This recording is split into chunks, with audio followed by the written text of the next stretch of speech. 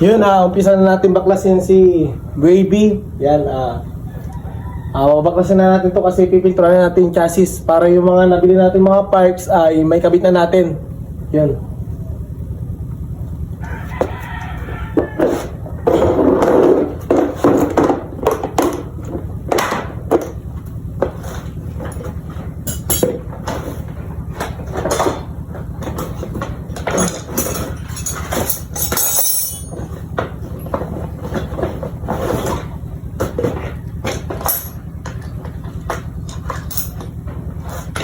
Ito yung mga na-score kong mga tools natin. Yan yung sa yellow natin sa comment section kung saan ko ito na kukuha. Itong mga tools natin. Dalawang battery na. Tapos may kasamang box. Yan, baklasin na natin to.